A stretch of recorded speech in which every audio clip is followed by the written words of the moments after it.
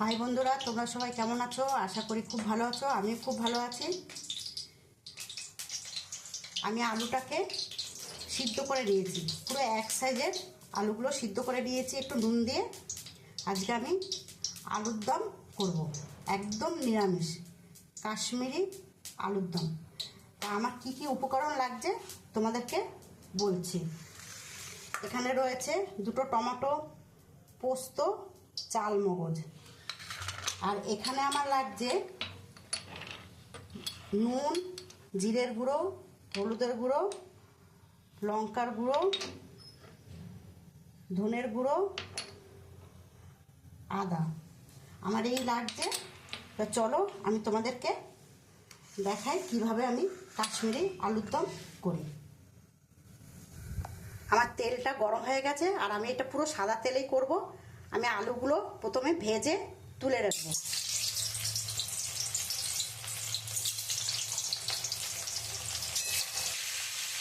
আমি একটু হলুদ দিয়ে দিয়েছি।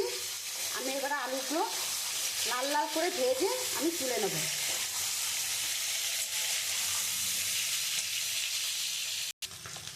যেহেতু আমি আলুর দমটা ভাজা ভাজা হয়ে গেছে লাল লাল করে, এবার আমি তুলে নেব।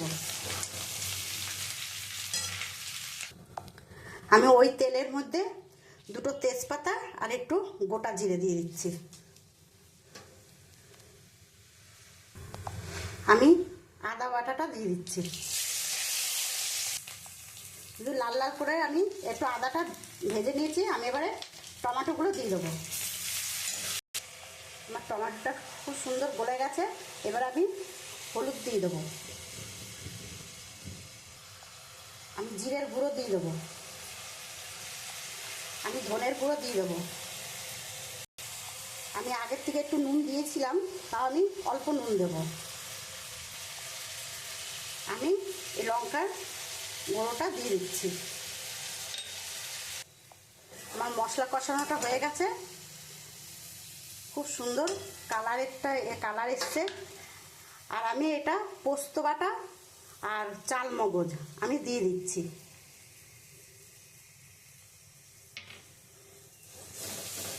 আমি ভালো করে একটু কষিয়ে নেব। আমার মশলাটা কষানো হয়ে গেছে। এবার আমি আলুটা দিয়ে দেবো। খুব সুন্দর একটা গন্ধ বেরিয়েছে।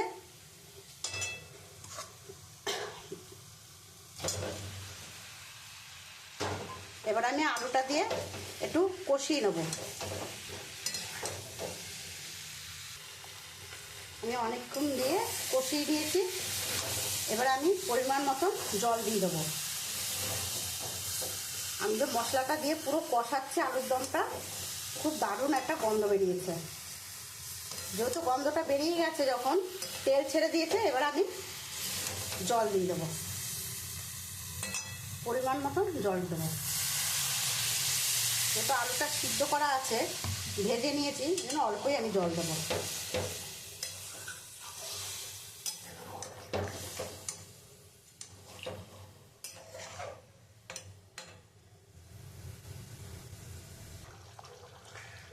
আমার এটা হয়ে গেছে। এবার আমি একটু গরম মশলা দিয়ে দিচ্ছি।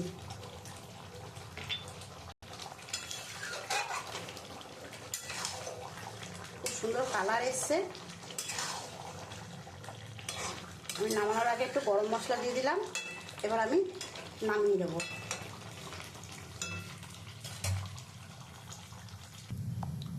আমার হয়ে গেছে কাশ্মীরি আলুর দম। আমার এই রেসিপিটা কেমন লাগলো তোমরা অবশ্যই কমেন্ট করে বলবে। আর আমি কিভাবে করলাম ঠিক এইভাবেই করে খাও, খুব ভালো লাগবে। আর সবথেকে বেশি ভালো লাগবে হচ্ছে লুচি, রুটি, নাহলে পরোটা। কাশ্মীরি আলুর দম খুব সুন্দর হয়েছে।